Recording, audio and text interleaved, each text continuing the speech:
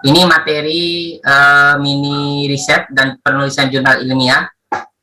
Ini disampaikan saat pembekalan mahasiswa file study, salah satu mata kuliah kalau nggak salah di semester 3, kalau nggak salah 3 atau semester 4 gitu. Nah, kebetulan masih relevan kaitan dengan penulisan artikel ilmiah, maka di sini saya sampaikan. Nah, ini mini riset. Di bagian mini riset ini, saya jelaskan pertama kaitan dengan perkembangan riset. Nah, perkembangan riset itu teman-teman tidak hanya melulu soal kuantitatif dan kualitatif.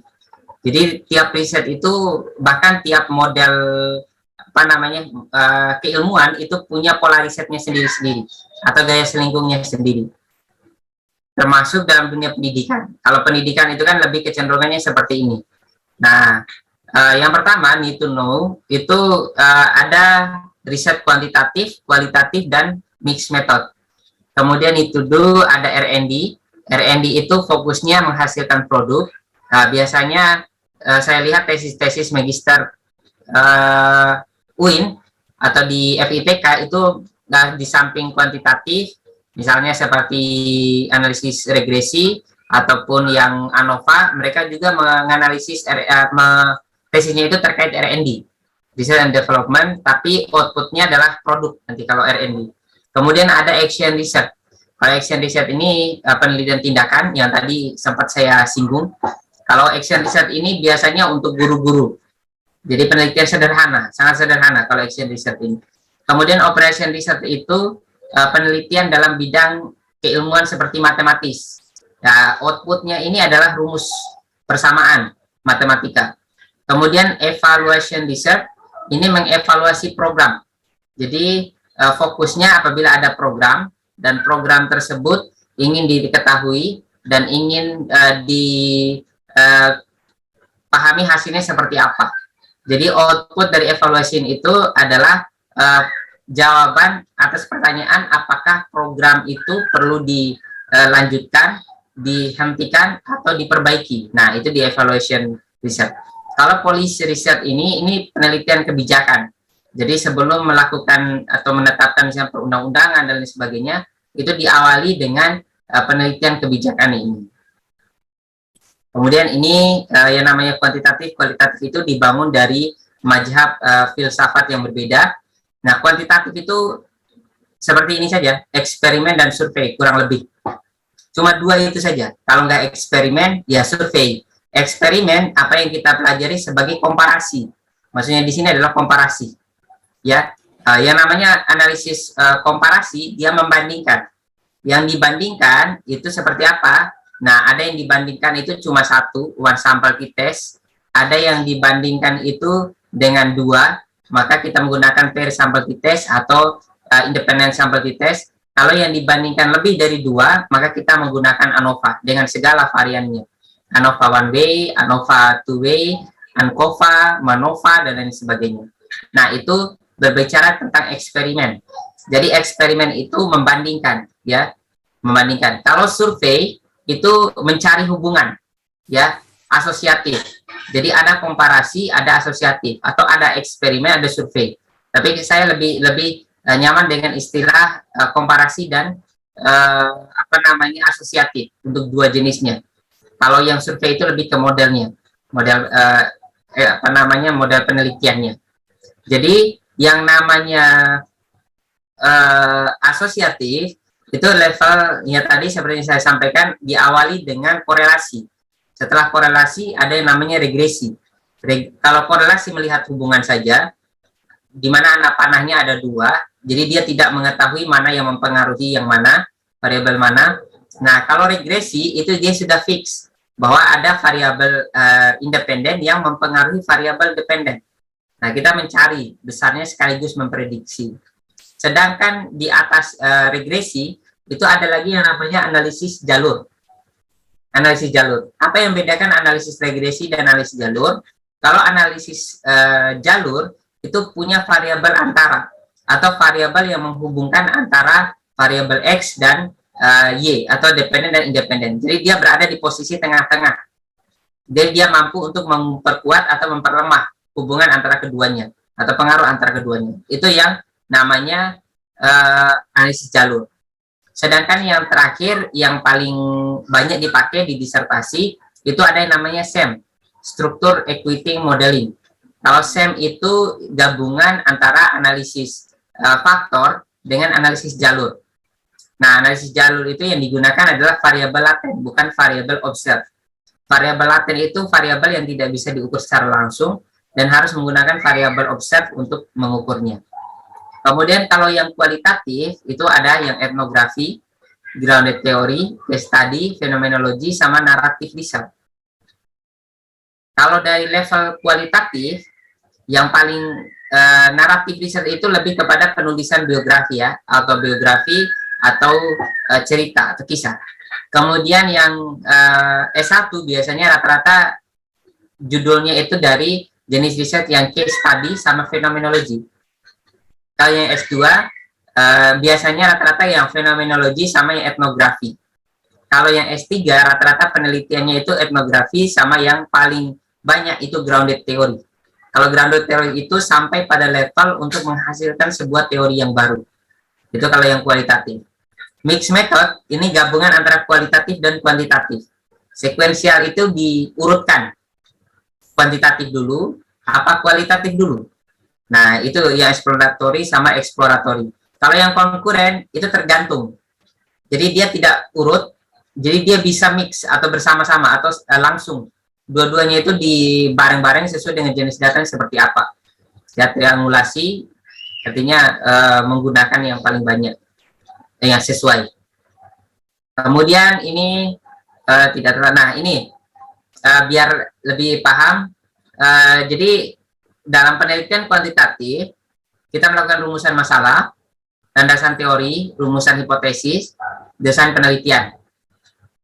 Dalam proses desain penelitian ini, sebelum kita melakukan pengumpulan data, kita menentukan dulu populasi, ya, populasi dan jumlah sampelnya. Nah, ini kita menggunakan statistik di sini. Jadi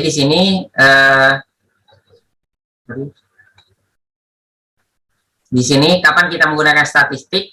Yang pertama adalah sampel, saat menentukan sampel. Yang kedua adalah validitas, reliabilitas, karakteristik distributed, dan analisis data. Ya, itu ada 5 langkah-langkah kita menggunakan 5 tahapan dalam penelitian yang kita membutuhkan statistik di dalamnya. Yang pertama adalah menentukan sampel. Kemarin saya sudah ceritakan bahwa sampel itu banyak tekniknya untuk menentukan sampel itu. Ya, bisa dengan perhitungan, dengan formula Slovin ataupun formula lain. Apakah kalaupun kita tidak mengetahui populasi juga ada perhitungannya. Kemudian setelah sampel, kita lakukan pengembangan instrumen. Nah, sama seperti dalam proses pembelajaran fisika, ketika kita mau mengukur panjang, kita menggunakan meteran. Kalau mau menimbang berat dan lain sebagainya, kita gunakan timbangan. Jadi sama halnya dalam dunia penelitian pendidikan, ketika kita mau mengukur sesuatu atau mengumpulkan data, maka kita menggunakan alat atau instrumen.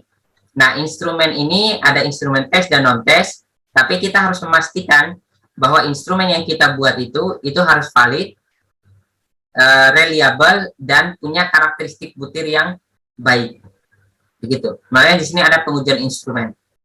Nah, letak analisis faktor itu pada pengujian instrumennya. Ya, analisis faktor itu fungsinya di bagian, salah satunya itu di bagian pengujian instrumen.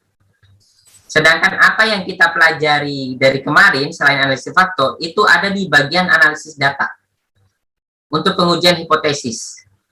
Tangkap ya perbedaannya ya. Makanya tidak ada kata pengaruh atau dua variabel, karena kalau pengujian instrumen itu dia hanya membahas satu variabel saja atau satu instrumen saja. Yang menjadi bahasannya itu adalah itemnya. Jadi pengujian instrumen itu berbicara tentang item. Maka validitas itu butirnya yang valid. Ya, tiap-tiap butirnya. Tapi kalau yang reliable memang membahas instrumennya keseluruhannya. Jadi analisis faktor itu letaknya itu di bagian pengujian instrumennya ini sebenarnya. Ya, makanya dia tidak untuk pengujian hipotesis. Ini kalau yang riset survei ya berarti ini yang asosiatif untuk jenis yang seperti ini. Kemudian setelah kita mendapatkan instrumennya, baru kemudian kita kumpulkan data. Kita dapat datanya, baru kemudian kita analisis datanya. Nah, proses analisisnya ini menggunakan instrumen ataupun menggunakan teknik yang sudah kita pelajari.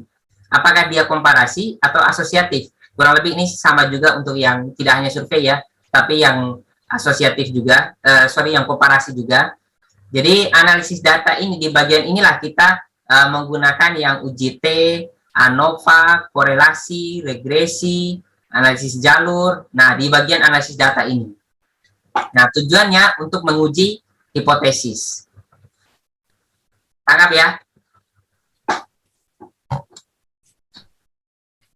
Setelah ini kaitan dengan ini ada pertanyaan tidak?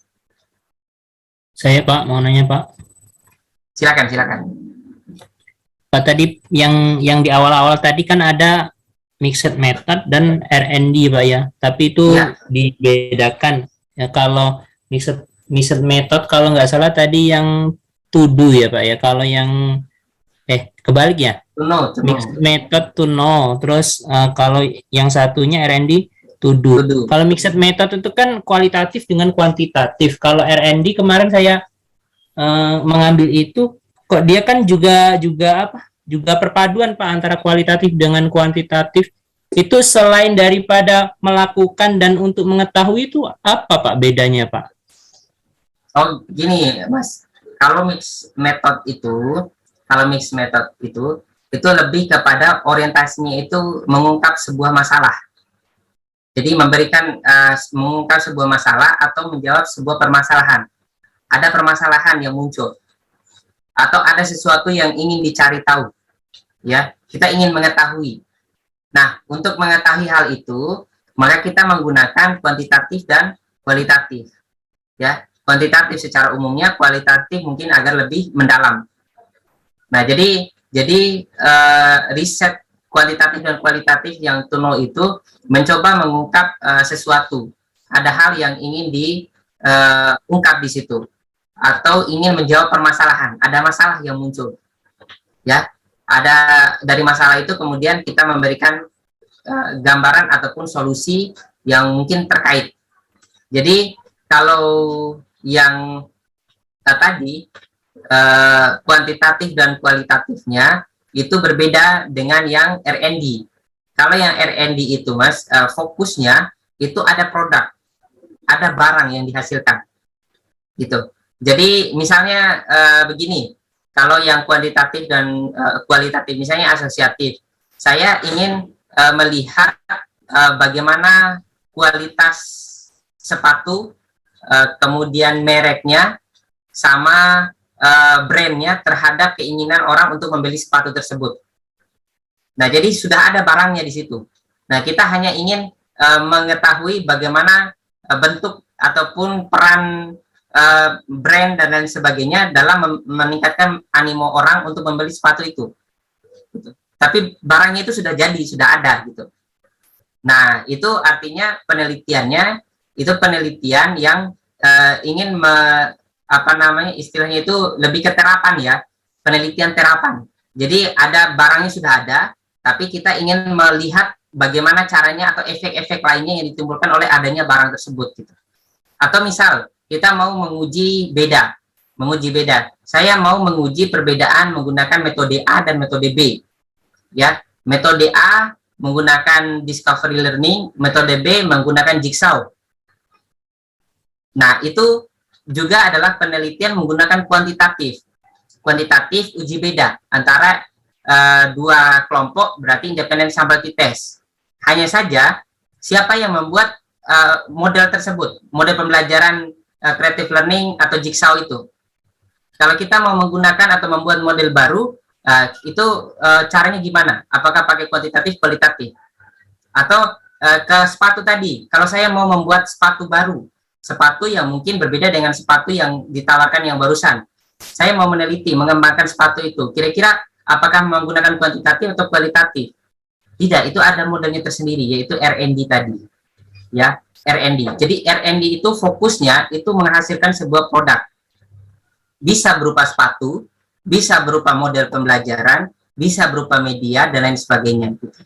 Sama seperti kita membuat makanan nih. Yang namanya R&D itu bagaimana cara proses pembuatan makanannya menjadi makanan. Kalau penelitian lain, terapan, itu makanannya sudah jadi. Kita melihat bagaimana tanggapan laki-laki dan perempuan terhadap makanan tersebut. Atau tanggapan orang Sumatera, orang Jawa dengan orang Papua terhadap makanan tersebut. Atau bagaimana tampilan makanan tersebut. Nah, itu penelitian-penelitian kuantitatif dan kualitatifnya. Tapi R&D fokusnya tentang bagaimana caranya membuat makanannya. Begitu. Jadi, kalau dalam penelitian secara umum, ada yang namanya penelitian dasar, ada penelitian terapan. Dasar itu biasanya lebih kepada menghasilkan produk tadi. Kalau terapan itu bagaimana caranya pemanfaatan dari hasil penelitian dasarnya tadi. Begitu. Nah, pemanfaatannya itu biasanya lebih ke penelitian yang tadi, yang kuantitatif, yang kualitatif, membedahnya seperti apa. Tapi kalau membuatnya itu kita menggunakan yang R&D. Nah, jadi paham ya alur atau stratanya. Di R&D Ya, itu, Mas, di R&D itu ada metodenya, ada modelnya. Ya. Kita mau bikin apa dulu? Mau membuat instrumen, mau mengembangkan instrumen, maka kita menggunakan modelnya Anthony. Saya mau membuat model pelatihan atau model pembelajaran, maka kita menggunakan model ADI yang sederhana. Saya mau mengembangkan media pembelajaran, maka gunakan board and goal. Jadi tiap model atau langkah-langkah itu atau tiap barang yang ingin kita buat itu punya modelnya tersendiri. Kan misalnya kita mau membuat makanan sama sepatu, itu kan caranya beda ya. Membuat makanan sama membuat sepatu. Itu kan tahapan-tahapannya, langkahnya beda. Sama dalam model penelitian R&D ini. Ketika kita mau mengembangkan sesuatu, otomatis itu punya langkah-langkahnya tersendiri. Nah, dalam proses R&D itu, dalam langkah-langkah R&D, misalnya kita ambil salah satu yang sederhana saja, yang paling dasar dalam riset R&D itu adalah model ADI. Analisis, Design, Development, Implementation, Evaluasi. Nah, dari 5 tahap ini ada proses yang pertama itu analisis. Kita menganalisis kebutuhannya, masalahnya apa, kebutuhannya apa, bagaimana kajian teorinya, dan lain sebagainya. Yang kedua, kita lakukan desain. Setelah kita menganalisis, oh ternyata saya butuh membuat sepatu, maka saya membuat prototipe dulu. Nah, prototipe itulah kemudian di tahap desainnya tadi. Kita buat desainnya. Setelah desain itu baru prototipe 1 atau gambaran secara teoritisnya. Setelah itu development, kita kembangkan. Jadi dari yang awalnya cuma desainnya saja, kita kembangkan menjadi sesuatu yang nampak. Yang awalnya hanya gambaran sepatu saja, kemudian kita buat jadi sepatu beneran. Gitu. Tangkap ya? Nah, setelah development ini, baru kemudian implementation. Nah, implementasi ini yang kemudian kita bisa menggunakan cara kuantitatif sama cara kualitatif. Makanya kenapa Mas Irfan menanyakan hal itu, karena memang dalam R&D itu kita tetap menggunakan analisis statistik di situ. Kita menggunakan analisis analisis kualitatif juga di situ. Kita wawancara. Otomatis kan ketika kita membuat sesuatu, kita mau menguji ini. Yang kita uji yang pertama adalah pakarnya dulu. Kita memberikan kepada para pakar bagaimana kualitas sepatu saya yang saya kembangkan ini. Oh, ini masih kurang ini. Kemudian menurut pakar yang lain ini sudah bagus, maka suruh coba saja pengguna. Nah, setelah kita dinyatakan bagus menurut pakar, baru kemudian kita cobakan kepada pengguna. Nah, makanya kemudian ada yang namanya tahap uji coba dalam penelitian R&D. Uji coba terbatas dan juga uji coba diperluas atau bagian implementation tadi. Nah, kemudian dicobakan oleh pengguna. Oh, ini sudah bagus, ini sudah nyaman gitu. Kita wawancara bagaimana menurut Anda tentang penggunaan sepatu. Akhirnya mereka menceritakan. Nah, itu risetnya kualitatif.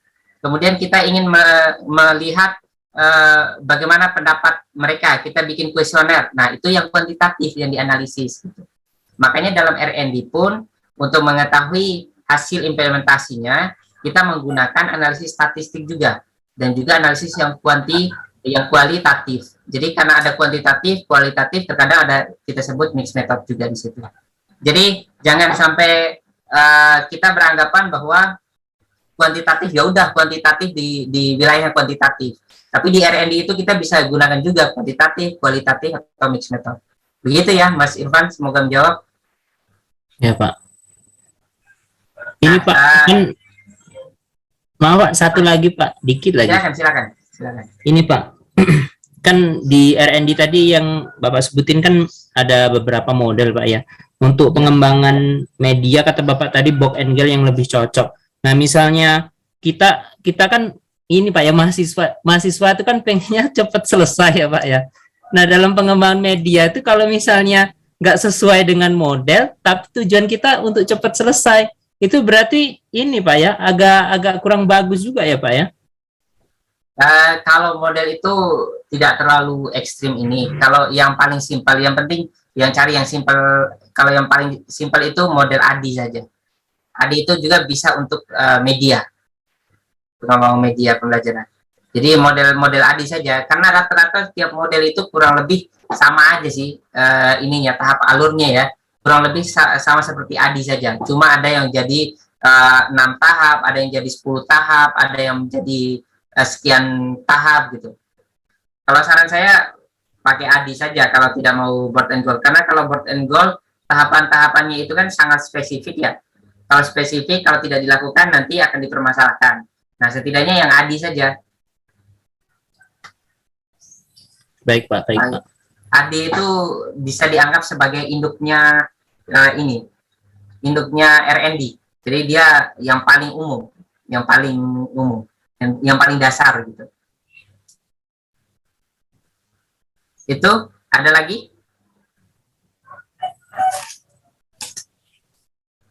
Oke, saya lanjut ya.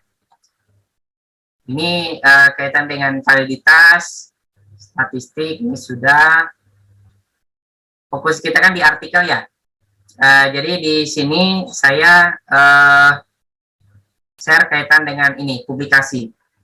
Jadi analisis kuantitatifnya katakan sudah. Analisis kaitan dengan analisis. Sekarang kita fokusnya di penyusunan artikel yang menjadi tugasnya. Kenapa publikasi itu penting? Yang pertama adalah standar internasional, yang kedua kebijakan kementerian, yang ketiga untuk kenaikan pangkat atau dosen, kalau kalian mahasiswa syarat kelulusan, yang terakhir itu identitas akademik. Jadi ke depan itu kalau kalian melamar pekerjaan, yang dilihat oleh para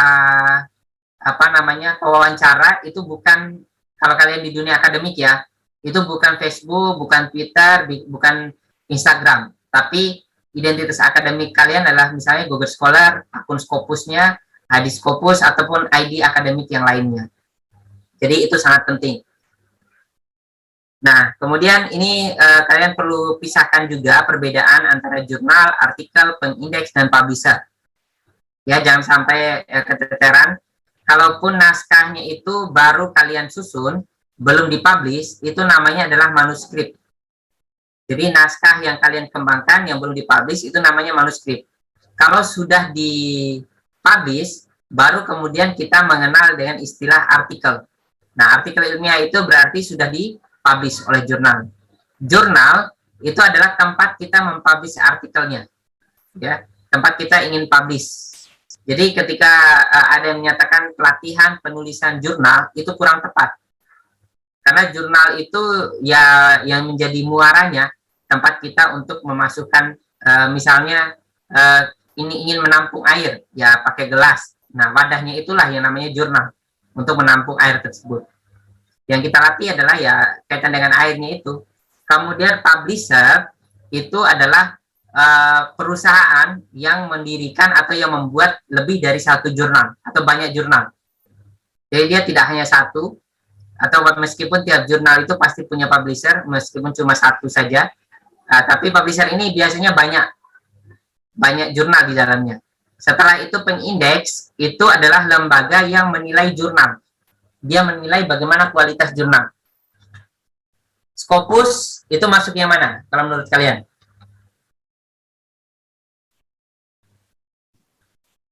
Scopus publisher, penilai jurnal. Gimana? Kalau Scopus apa? Penilai jurnal, Pak. penilai jurnal. Publisher. Publisher, Pak. Scopus itu apa? Scopus itu Ini Pak 3. publisher masih belum tepat. Indeks. Ya, Scopus itu pengindeks. Ya, dia bukan jurnal, bukan manuskrip, bukan publisher, bukan artikel. Yang jelas ya. Dia itu pengindeks. Kalau Scopus, Sinta, Simago itu pengindeks. Dia menilai jurnal, sebuah jurnal. Kalian pernah mendengar istilah akreditasi? Ya, Pak. Nah, lembaga yang memberikan penilaian akreditasi terhadap sebuah kampus itu yang dinamakan pengindeks, sama seperti Scopus. Jadi tujuan dari mereka adalah menilai kualitas dari sebuah kampus. Kalau kampusnya itu bagus atau kampusnya unggul dibandingkan dengan kampus B, kira-kira kebanyakan siswa itu mau masuk di kampus yang mana? Apakah yang akreditasinya A atau yang akreditasi C? Nah, pasti kita ingin masuk ke akreditasi A.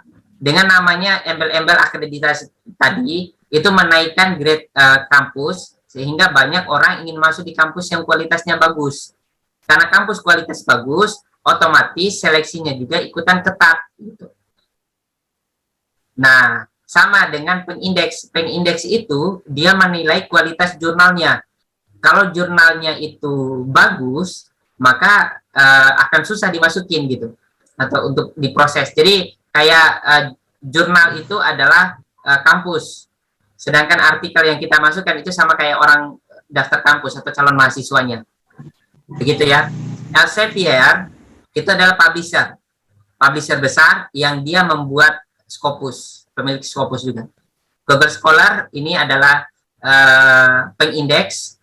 Kita cari Google Scholar dan lain sebagainya, artikel di Google Scholar, dia itu pengindeks. Termasuk WOS, ini juga pengindeks. Nah, pengindeks itu ada levelnya. Yang paling rendah itu adalah Google Scholar, yang menengah itu di OAJ, ERIC, dan lain sebagainya. Kalau yang level tinggi itu Scopus dan Web of Science. Ini level tertinggi. Kalau publisher, kayak misalnya MDPI, Elsevier. Nah, dia di bawahnya itu banyak jurnal. Dia menerbitkan by jurnal, kayak perusahaan lah dia, publisher ini. Kemudian ini penerbit-penerbit besar, Elsevier, Springer, dan lain sebagainya. Nah, ini di Scopus, datanya yang paling banyak penerbit, kemudian ini yang kecil-kecil. Ini jurnal tempat kita publish, jurnal artikelnya, entah nanti 4 kali setahun, 2 kali setahun, atau tiap bulan. Nah, ini dari jurnalnya. Ini jurnal, ini artikel yang sudah publish ya. Ya, ini bentuknya, ini hasil risetnya itu kita baca di artikel ini. Ini jenis-jenis artikel ilmiah, ada empirical study, ada yang literatur review, ada yang theoretical, metodologi, sama case study. Kalau empirical study ini yang riset-riset kita, riset lapangan, kuantitatif, kualitatif. Literatur review ini penelitian studi pustaka.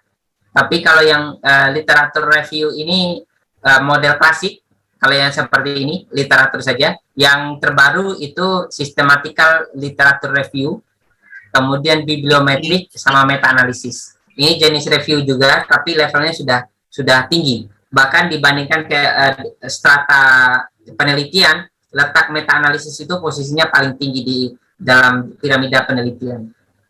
Kemudian teoritika atau konseptual artikel, ini fokusnya adalah kita ingin menghasilkan sebuah teori baru atau konsep baru, dan biasanya penulis artikel yang jenis ini adalah para pakar, expert. Kalau metodologikal artikel, kita ingin membuat metode baru, metode riset baru. Case study ini biasanya di dunia kesehatan, dia meneliti tentang orang dengan riwayat tertentu, misalnya orang yang pertama kali mengidap COVID, itu diceritain perjalanannya tiap hari ini bagaimana, hari berikutnya bagaimana, dan itu diceritakan dalam bentuk narasi. Jadi beda dengan artikel pada umumnya. Ini struktur artikel ada 2. Yang pertama adalah tipe imrat. Rata-rata ini yang paling banyak. Ada introduction, method, result, dan discussion yang umum. Kemudian ada yang tipe non imrat. Kalau di fokus keagamaan, kita biasanya menggunakan tipe non imrat. Tapi kalau pendidikan, social science, paling banyak itu di IMRAT. Ya, jadi ada 2 jenis tipe secara umum. Nah, tipe non-IMRAT ini contohnya adalah di jurnal Al-Jami'ah, jurnal UIN yang Q1. Coba lihat saja template yang Al-Jami'ah, itu formatnya menggunakan tipe non-IMRAT. Dia introduction, langsung discussion, pembahasan. Kemudian langsung kesimpulan. Itu jenisnya. Jadi tiap jurnal atau tiap bidang keilmuan itu punya gaya selingkuhnya sendiri. Nah, ini yang struktur IMRAT. Dia diawali dengan judul, author, introduction, literature review, kemudian method, result discussion, conclusion, acknowledgement, dan reference. Ini juga opsional. Jadi ini yang perlu ada, termasuk dalam artikel yang akan kalian kembangkan nanti. Ada introduction, ada method, literature review itu nggak perlu juga, nggak masalah. Result, discussion, dan conclusion. Introduction atau title, nanti mungkin di awal kalian menggunakan kata yang tadi. Misalnya hubungan antara variabel A, variabel B. Nah, sebisa mungkin judulnya dibuat semenarik mungkin. Ya, dibuat semenarik mungkin. Mungkin bukan hubungan X1 dan S2, misalnya relevansi antara variabel X dan variabel X2. Nah, misalnya seperti itu. Kata-katanya dibuat semenarik mungkin. Kemudian author, nama tanpa gelar. Kemudian afiliasi itu biasanya dari prodi, fakultas, setelah itu kampus, negara, sama email yang dibutuhkan. Setelah itu abstrak. Abstrak itu variasi, berbeda dengan penulisan skripsi ya. Kalau abstrak di skripsi itu ada biasanya terdiri dari 3 paragraf. 3 paragraf. Paragraf pertama berisi tujuan, yang kedua berisi metode, yang ketiga berisi hasil dari kesimpulan. Kalau abstrak itu panjangnya di artikel itu hanya sekitar 200 kata, kurang lebih sekitar 200 kata. Jadi kalimat pertama biasanya berisi masalah atau bisa langsung ke tujuan penelitian. Kalimat berikutnya berisi tentang metode. Kalimat setelahnya itu berisi tentang hasil dan kesimpulan dari penelitian. Jadi sedikit saja kalau abstrak di artikel. Literatur review ini boleh ada, boleh tidak ada. Kalau misalnya kita membahas uji beda 2 hal yang itu sudah sangat lazim atau sudah sangat umum, itu tidak perlu kita sampaikan. Misalnya kita meneliti tentang motivasi. Literatur itu menjelaskan tentang motivasi. Nah, di sini kan kita tidak perlu menjelaskan tentang pengertian motivasi itu apa. Menurut ahli, motivasi adalah ini. Nah, itu tidak perlu dimasukkan. Itu dianggap sebagai sesuatu yang sudah diketahui secara umum. Sehingga kita tidak perlu memasukkan itu di dalam literatur review. Kita menggunakan literatur review kecuali kita memiliki variabel baru ataupun itu produk baru yang ingin kita kembangkan dan itu unik. Gitu. Baru kita menggunakan literatur review. Method ini berisi tentang jenis penelitian, kemudian partisipannya, serta instrumen dan teknik analisis datanya. Nah, itu saja yang diisi dari method itu. Kita ceritakan jenis penelitiannya ini apakah korelasional atau yang komparasi atau seperti apa. Kemudian partisipan kita jelaskan jumlah sampelnya berapa, populasinya berapa, sampelnya berapa, teknik pengambilannya bagaimana, jumlahnya seperti apa, kriteria lainnya misalnya seperti apa. Kemudian kalau instrumen, instrumennya mengadopsi dari teorinya siapa, terdiri dari berapa indikator, terdiri dari berapa item. Bisa seperti itu. Result ini hasil analisisnya. Discussion adalah posisi hasil temuan kita terhadap penelitian yang sudah ada. Conclusion itu menjawab tujuan atau menjawab rumusan masalah atau kaitan dengan tujuan penelitiannya. Kemudian ada saran dan rekomendasi. Acknowledgement ini ucapan terima kasih, bisa kepada kampus, bisa kepada person, atau bisa kepada penyumbang dana, memberi dana riset. Kemudian referensi ini kutipan, pastikan berbahasa Inggris kalau bisa. Nah, ini judul, ini hal-hal unik yang bisa kalian gunakan. Bisa kalian baca sendiri nanti. Ini abstraknya, ini introduction, literature review, result, discussion, conclusion, acknowledgement, reference. Sejauh ini ada pertanyaan? Saya, Pak. Silakan. Yang pertama, Pak, kan mungkin teman-teman juga pernah melihat ya di Sinta ya. Nah, di situ ada tulisan impact, Pak. Nah, impact itu kan kayak kontribusi atau dampaknya ya, Pak ya. Di situ kan kalau misalnya jurnal-jurnal itu ada yang 0, ada 1,2, kemudian ada 4. Itu tuh kontribusi dari segi apanya, Pak? Apa misalnya dia dari tulisan itu banyak mengedukasi orang atau bagaimana itu, Pak? Itu yang pertama.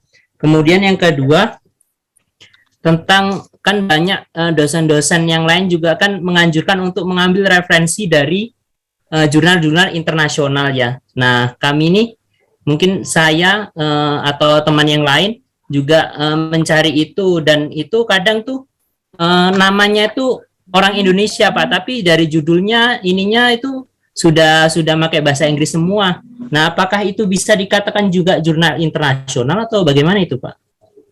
Kalau sudah dirubah bahasanya menjadi bahasa Inggris itu. Iya.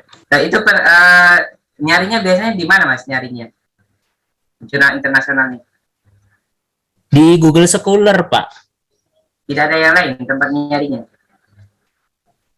Sejauh ini belum, Pak, belum. Di sini juga semuanya saya jelaskan di bagian, nanti bisa kalian baca di paparan saya ini. Untuk pertanyaan yang pertama itu kaitan dengan H-index, ya. Saya contohkan saja punya saya saja. Jadi gini, ada yang namanya itu proses indeksasi terhadap kualitas jurnal dan juga kualitas person. Nah, jurnal itu ada jenis-jenis nilai-nilainya. Jadi ada penskorannya. Misal saya buka di sini.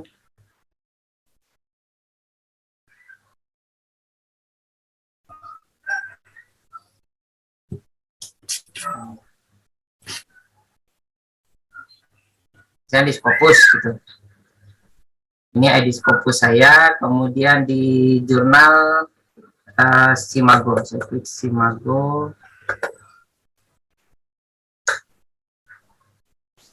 Jurnal rank.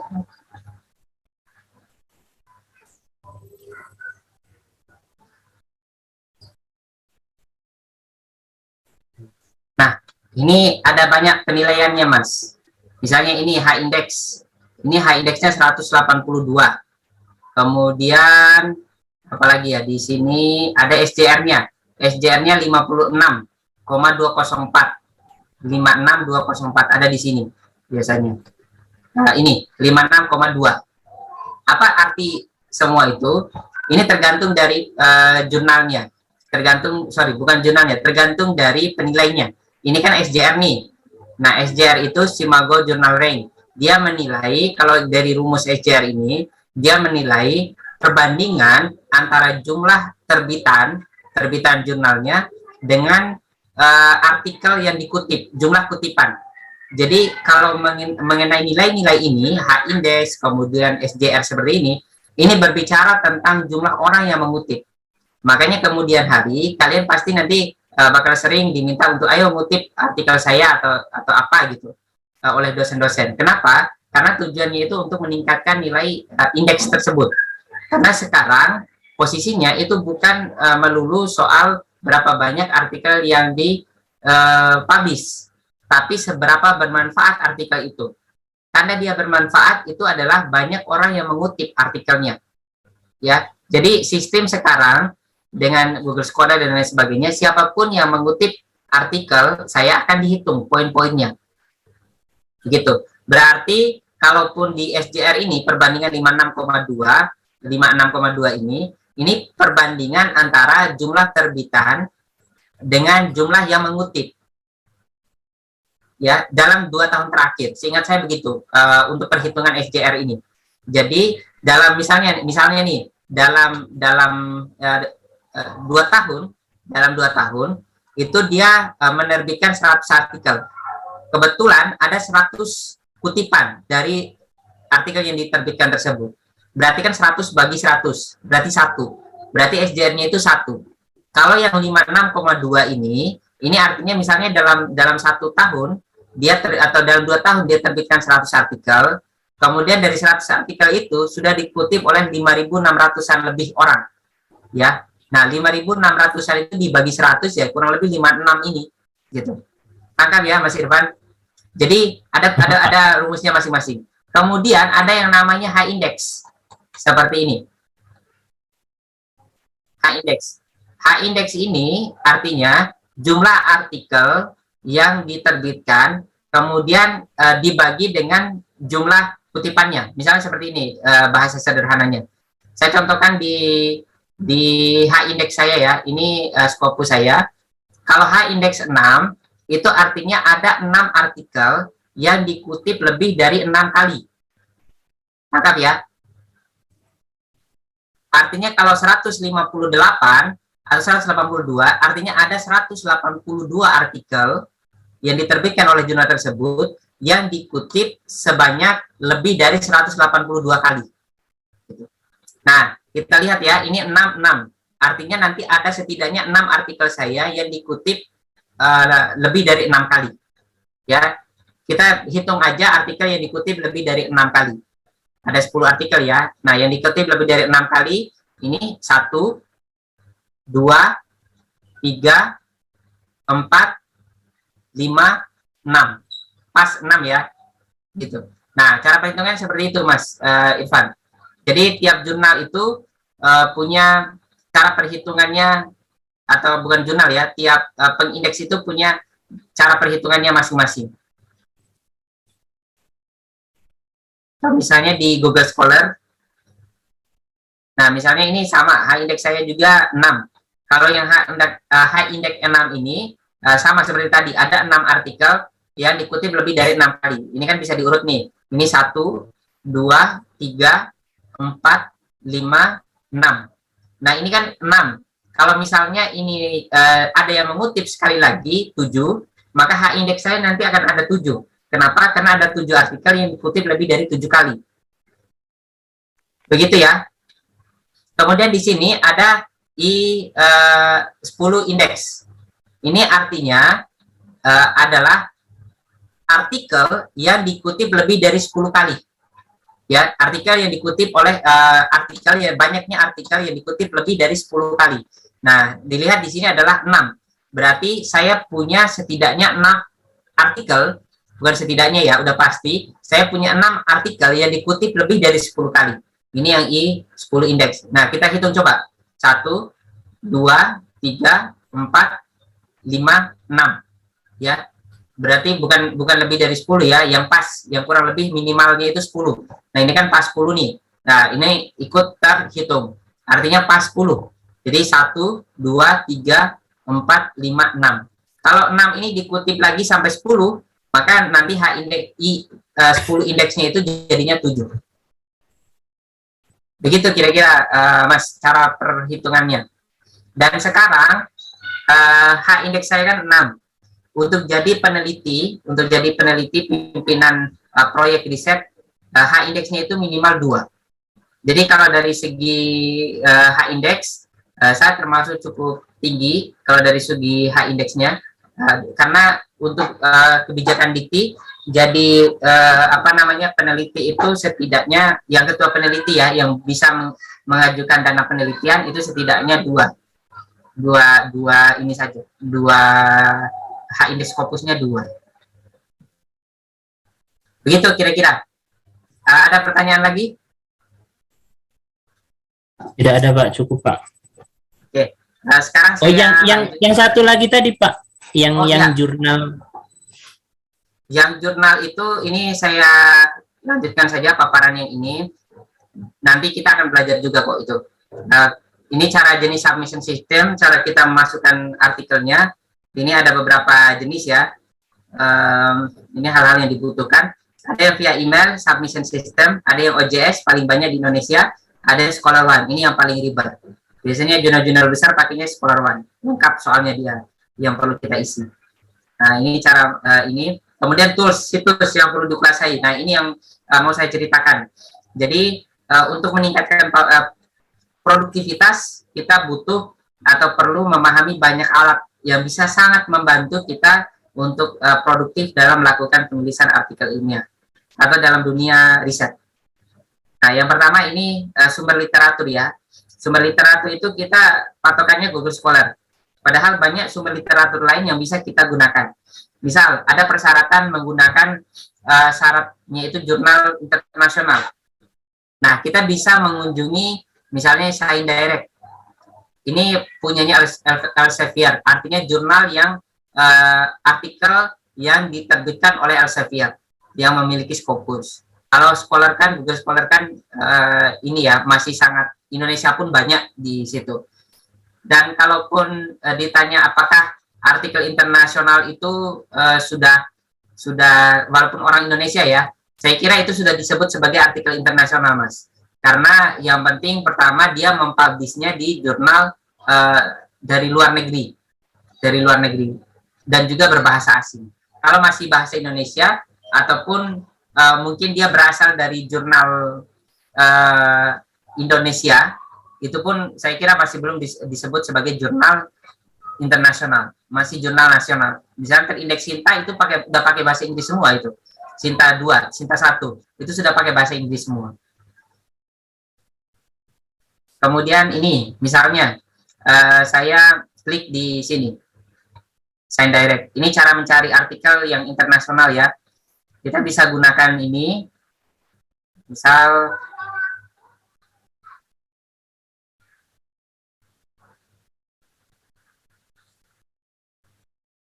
Science Direct. Nah, di sini kita tinggal cari aja apa yang kita butuhkan, keywordnya. Misalnya mau apa yang dicari, tapi berbahasa Inggris ya, misalnya ini higher order thinking skill.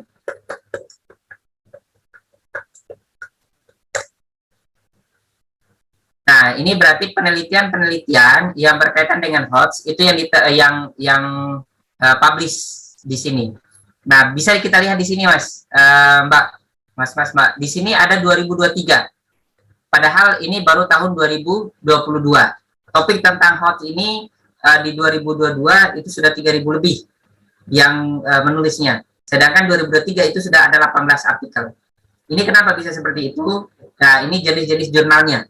Jadi ada banyak kebijakan jurnal. Misalnya saya bandingkan dengan jurnal UIN yang Al-Jami'ah, itu ada rating list untuk publish setidaknya 2 tahun. Artinya setelah artikel kita diterima, kita harus menunggu setidaknya 1-2 tahun agar artikel itu publish. Kalau jurnal di luar itu sudah tidak seperti itu. Ketika artikel kita diterima, itu langsung tayang. Meskipun itu legalnya akan dipublish tahun depan. Ada namanya online first. Jadi kita akan artikel kita akan dipublish terlebih dahulu dan itu sudah bisa dikutip. Hanya saja cara pengutipannya berbeda.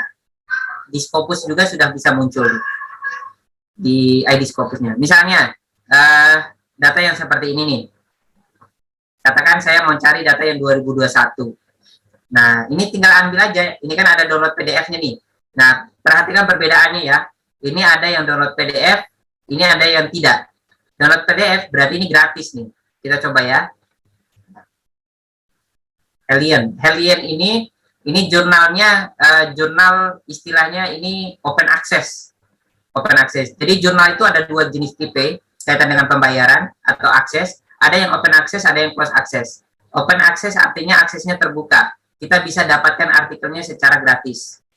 Pembaca dapat artikel secara gratis, penulis itu membayar. Biayanya tergantung jurnalnya. Kalau Hellion ini kurang lebih sekitar 20-an juta untuk biaya publishnya yang dibayarkan oleh penulis. Begitu ya. Kalau yang Hellion, ini Q1. Nah, nanti kita tinggal download saja. Ini artikelnya. Kita view PDF.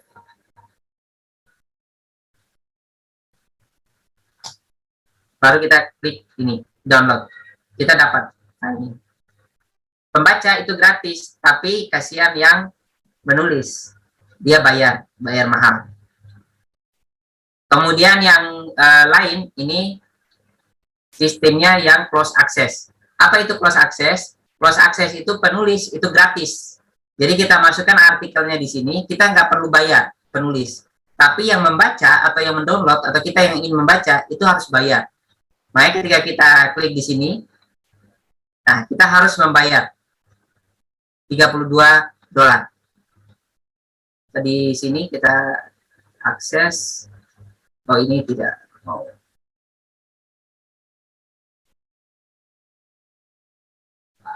Baterai saya sudah lowbat. 10. Atau di sini ya, saya ulang. Nah, di sini ya, ini berbayar. Nah, berapa tadi kita lihat? Berarti kalau yang di sini akademik PDF, corporate PDF, apa ya bedanya? Nah, katakan akademik lah, ya akademik. Ini 2495, katakan $25, ya, $25 harganya. Tinggal kalian kalikan saja dengan 15.000, atau kita lihat aja nilainya berapa.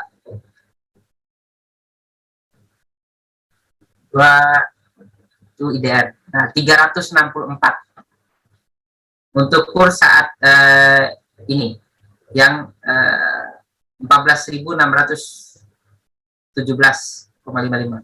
Jadi sekali kalau mau dapat satu artikel saja kita harus bayar 300-an ribu. Ada uang tidak untuk ini, teman-teman? Baru satu artikel loh, dan kita belum tahu apakah artikel ini relevan dengan riset kita atau tidak. Nah, artinya kalau kita mau mendownload setidaknya misalnya 20 artikel, syarat misalnya diminta 20 artikel untuk direview, itu setidaknya kita mengeluarkan budget sekitar 6 jutaan, hampir 7 jutaan lah untuk budget risetnya, begitu. Nah, begitu mahalnya yang namanya ilmu itu. Tapi ada caranya, cara kita download secara gratis, ya. Ini cara legal, bukan cara legal, cara ilegal gitu. Tapi ilmu bisa dibilang ada yang pro kontra kaitan dengan penggunaan cara ini. Ada yang menganggapnya haram gitu, ada yang menganggapnya mubah gitu, boleh. Yang jelas tidak ada yang melegalkannya gitu. Tapi ini dalam artian banyak dipakai. Kenapa? Kalau kita berbicara tentang teman-teman yang menolak, itu rata-rata adalah teman-teman yang kuliahnya di luar negeri, yang mereka sudah mendapat akses untuk dapat mendapatkan artikel tersebut. Artinya jurnal itu sudah dilanggan oleh kampusnya. Tapi kalau kita yang dari kampus yang tidak begitu bisa berlangganan jurnal tersebut, kita akan susah untuk mendapatkan artikel tersebut. Nah, pengguna paling banyak justru di Amerika Serikat, ya. Dan ada juga yang memperbolehkannya. Kenapa? Karena dari sisi peneliti itu pun malah senang kalau artikelnya dibaca. Karena yang kita bayar ini akan masuk ke sign direct atau masuk ke perusahaan, ya, bukan masuk ke penelitinya. Jadi ketika kalian berhasil publish, jangan berharap kalian dapat uang. Gitu. Beda dengan nulis buku, ya. Nulis buku itu ada royaltinya loh. Tapi kalau nulis artikel itu tidak ada royaltinya. Gitu. Nah, misalnya di sini kita menggunakan ini Skyhub. Coba saja kalian baca-baca tentang Skyhub ini banyak sekali pro kontranya. Ini kan tadi berbayar nih, kita harus bayar dulu. Nah, kita baca di sini, kita bisa masukkan URL-nya atau doi-nya. URL itu link yang di atas ini, atau doi-nya itu link di sini. Ya, saya masukkan saja link yang di bawah ini.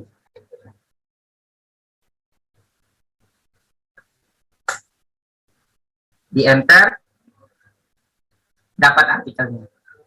Gitu ya. Ya, tadi yang harganya 300-an tadi. Jadi kita bisa dapat artikelnya. Nah, kita tinggal ambil di Skyhub. Jadi berapa yang mau dibutuhkan? Nah, sebanyak itulah yang bisa kita dapatkan. Jadi cari jurnal internasionalnya banyak. Kalian bisa menggunakan desain direct ataupun bisa misalnya yang umum, ya, yang pengindeks bisa Google Scholar, atau bisa misalnya tadi yang DOAJ, buat jurnal. Nah, kalian bisa juga cari di sini. Jadi tiap pengindeks itu kita bisa gunakan untuk mencari artikel maupun jurnal. Nah, di sini kita bisa cari jurnal, bisa cari artikel. Jurnal itu kan tempat kita ingin masukkan artikel. Nah, mau masukkan di mana, kita cari saja di jurnalnya. Atau artikel, kalau kita butuh artikel. Di sini kita pasti aja, kita cari high thinking skill, kemudian search. Cari, nah di sini Indonesia juga banyak di sini, tapi ini sudah masuk internasional, ya. Nah, misalnya saya mau ambil yang mana ya? Nah, ini Giant Tactic Read Online. Nah, ini terkadang sama sih kayak tadi, ada yang bisa diakses gratis, ada yang tidak bisa. Kita read online, langsung ke jurnalnya.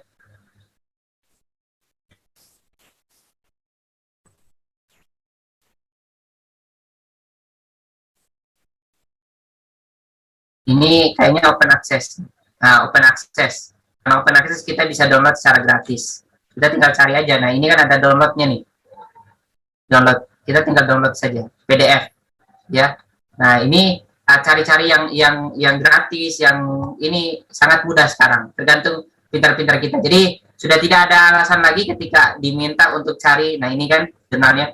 Sudah tidak ada alasan lagi ketika diminta untuk mencari jurnal internasional kesusahan, karena memang kalian harus mencari di tempat lain, tidak hanya di Google Scholar. Kalau Google Scholar itu kan seperti yang saya sampaikan, itu penindeks paling rendah. Artinya dari segi kualitas itu tidak terlalu terjamin kalau dari segi kualitasnya. Makanya kalau misalnya kalian ingin istilahnya apple to apple lah, kalau ingin membuat artikel yang bagus, otomatis referensinya pun harus dari jurnal-jurnal yang bagus. Begitu kira-kira. Sama di sini saya menyampaikan ada URL, kemudian di sini untuk download buku Genlib Trust ini, kita bisa cari buku di sini. Kemudian ini website penting, ada untuk cek Predator, jurnal Predator, ada Scopus, Link, Simago, kemudian jurnal gratis kalau mau mencari jurnal gratis. Kemudian ini jurnal yang lain ya. Kemudian ini Skyhub tadi yang saya ceritakan. Setelah itu ini tools yang sangat membantu untuk penulisan. Yang pertama itu peta konsep, ini mind mapping, ini sangat bagus sekali, saya kira kalian bisa menggunakan ini untuk membuat kerangka risetnya atau kerangka artikelnya. Kemudian ini Mendeley and Note Zotero untuk reference. Kalian sudah belajar ini? Sudah, Pak. Sudah. Kemudian ini MVivo juga software translate kalau mau mentranslate. Ginger ini cukup bagus, berbayar. Kemudian Grammarly ini juga untuk mengetahui kesalahan penulisan, sangat bagus juga, berbayar. Kemudian ini Turnitin, cek Turnitin untuk tahu plagiasinya. Kalau memang besar plagiasinya perlu diparafrase. Untuk parafrasenya kita butuh Quillbot kalau yang berbahasa Inggris, Spinner kalau yang berbahasa Indonesia. Kalau tidak bisa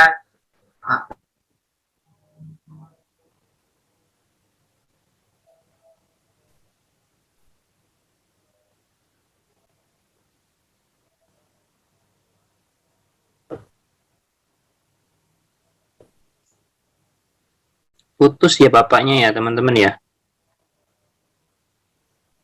Lobet Jangan-jangan mungkin. habis baterainya. Tadi kan bilangnya lobet. Iya. Oh, iya.